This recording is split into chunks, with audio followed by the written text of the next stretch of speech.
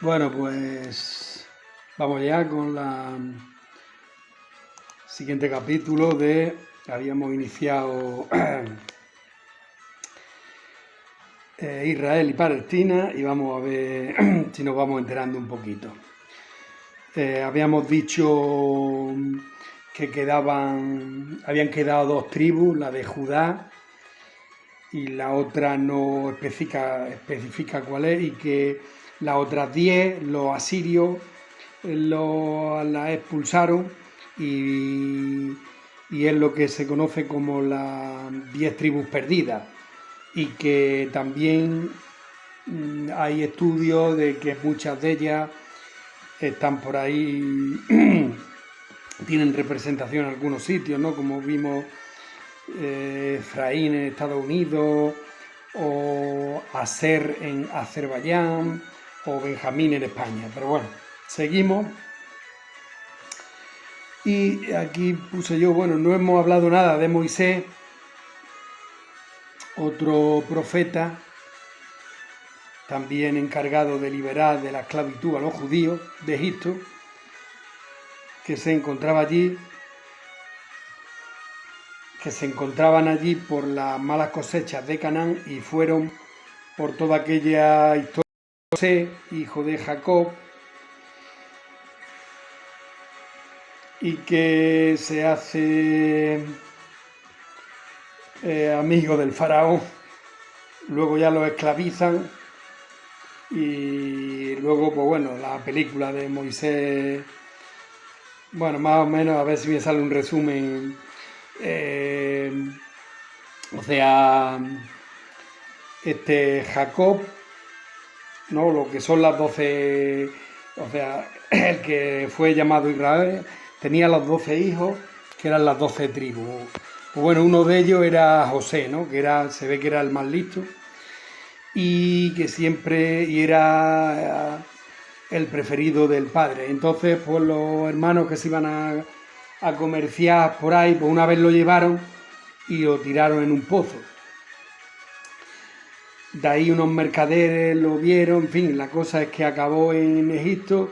En Egipto, estando en la cárcel, al final llega a la corte del faraón porque descifraba su sueño y le pronosticó que iban a venir unos años de carestía, y entonces, ahora que eran años buenos, que reservara grano y todo eso, lo cual le hicieron caso. Y entonces luego ya pues como sus hermanos en la tierra de Canaán también estaban pasando calamidades, pues los mandó llamar y se fueron a Egipto. Y los salva del hambre y todo eso, pero y allí ya con el tiempo, al final, los egipcios los esclavizan, y luego pues ya llegó de Moisés, que lo recoge la faraona en el agua, y en fin, y entonces ya pues ya se hace un libertador, libera a su pueblo, en fin, todo aquello de las plagas y todo aquello, y al final pues puede con Ramsés II, y eso, están 40 años en el desierto hasta que vuelven otra vez a Canaán, ¿no? A la tierra prometida. Bueno, esto realmente no afecta, porque esto es que se fueron y luego volvieron, o sea que no afecta a lo que llevamos o lo que vamos a decir. Bueno, una invasión de los babilonios, del imperio babilonio, que estaban al sur de Bagdad, la ciudad de Hilla, que se formó en la zona antes de Alejandro Magno, parece. Bueno, pues una invasión babilónica destruye el templo de Jerusalén, y muchos judíos de la tribu de Judá se vieron obligados a emigrar a Bagdad. Esta fue la primera diáspora. Diáspora es éxodo. Le llaman ellos a la dispersión de judíos por el mundo.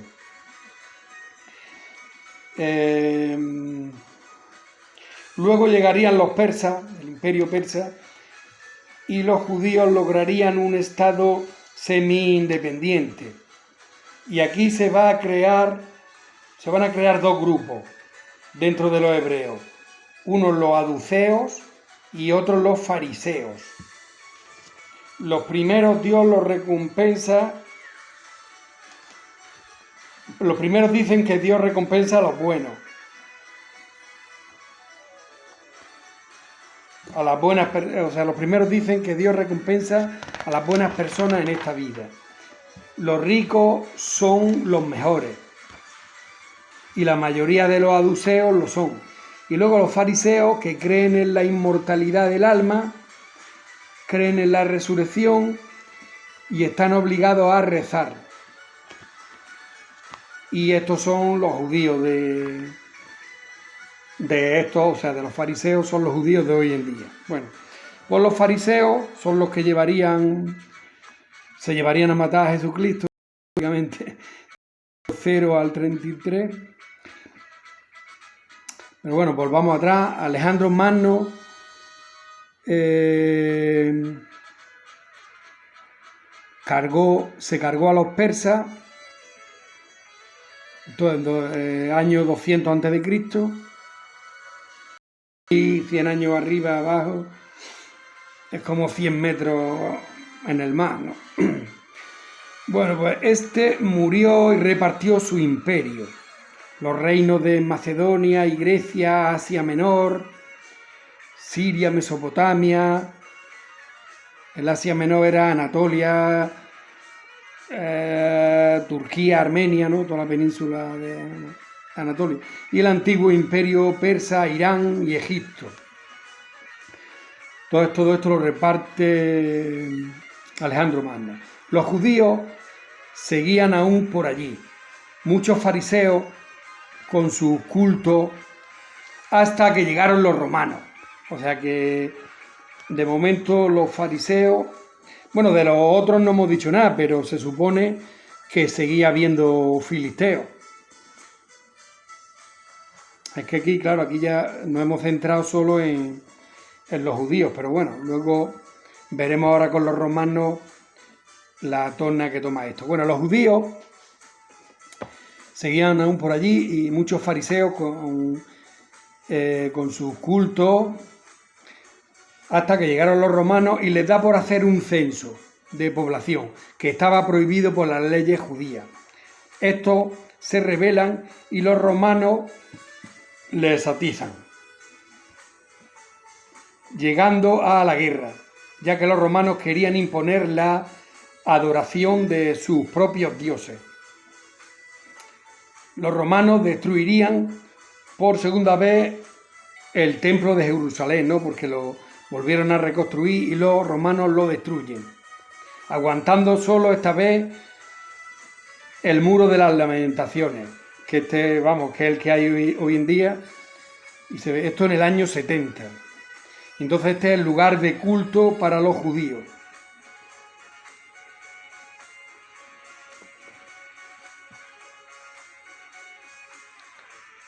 Y aquí he puesto, bueno, que supongo que los filisteos, los palestinos, seguían por la región de Gaza. El segundo exilio, diáspora, se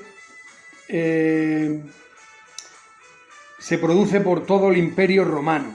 Claro, ¿no? O sea, como los romanos, como ya digo, le dan fuerte, lo reprimen, entonces se produce un exilio por todo el imperio y por casi todo el mundo. Y entonces los romanos cambiaron el nombre de la zona. En vez de Judea o de Canaán, la llamaron Palestina. O sea que los romanos cambian el nombre a Palestina.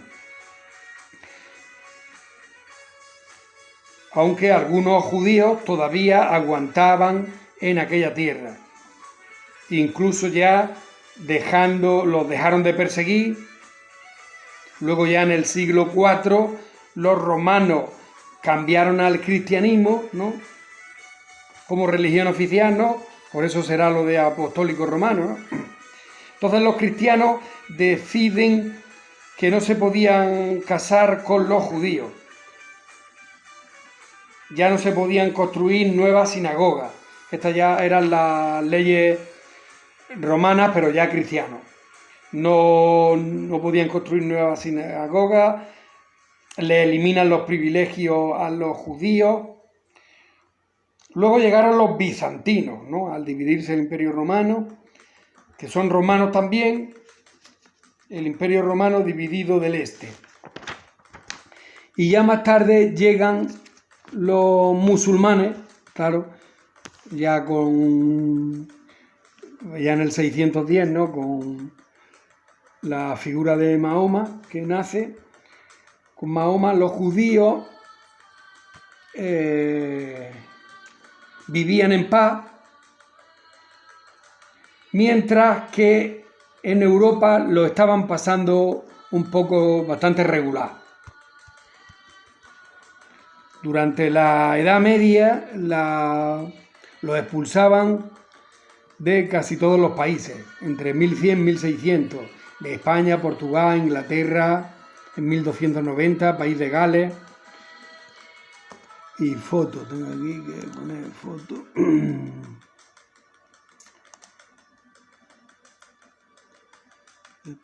A ver.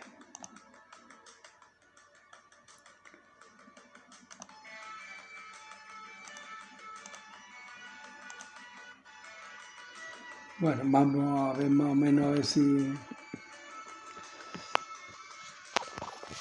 ahí vemos expulsiones de judíos 1100-1600, territorios que expulsan y territorios de refugio. Entonces vemos, por ejemplo, que los de España de 1492 se van como para Italia y también a Israel y también a Egipto.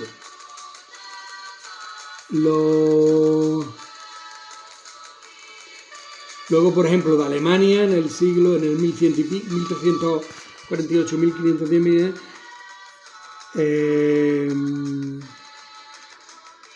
van, y sobre todo, bueno, y también para Silesia, que es parte de Polonia, en Crimea también, junto a Ucrania.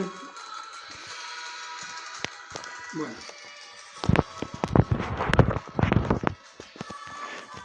Ya para la siguiente foto, a ver si el lunes la imprimo. Bueno, seguimos.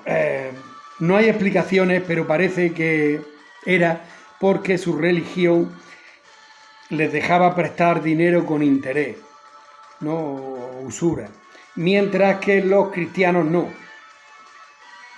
ya que lo tenían prohibido. Así que los judíos se forraron en zonas de Francia, en Alemania, 1269, los hacían ya identificarse con un pañuelo amarillo.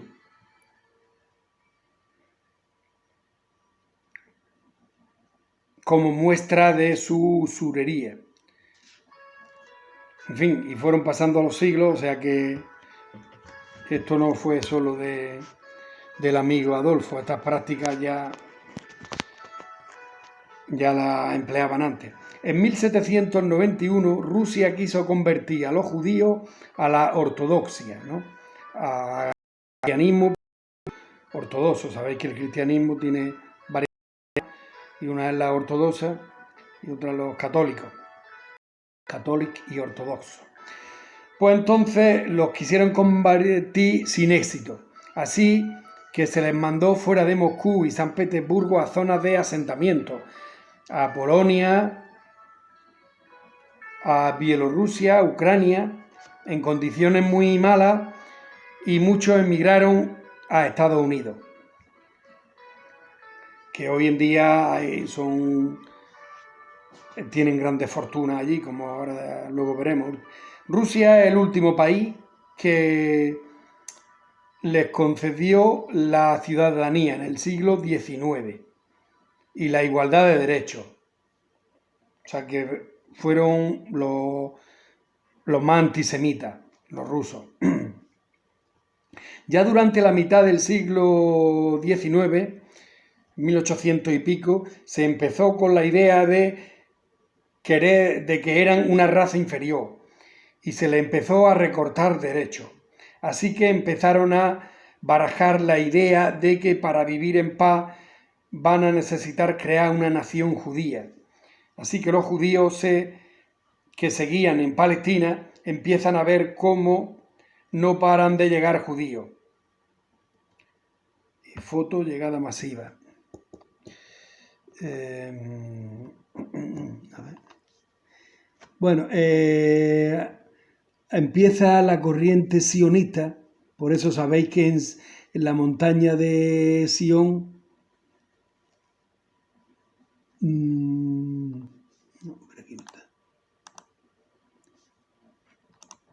la montaña de Sion, que es donde está construido el templo de Jerusalén, pues por eso es el sionismo, que es un movimiento que es su sentimiento de querer un Estado. Y entonces por eso son la mayoría sionistas. Bueno, la foto la tendré que imprimir. En 1897 el primer congreso sionista, que había que hacer todo lo posible para crear un Estado de Israel, sionismo, ¿no? En el monte Sión. También existen antisionistas que prefieren estar repartidos. Esta corriente es un pueblo, un Estado. Los judíos reclaman el suyo. Yo estoy aquí el 1, pero no me va a dar tiempo. ¿Dónde está el 1? Ah, vale, pero sí, está... Bueno, pues... Vale, ya hasta aquí yo creo ya el capítulo de hoy. O sea que lo dejamos ya con los inicios del sionismo.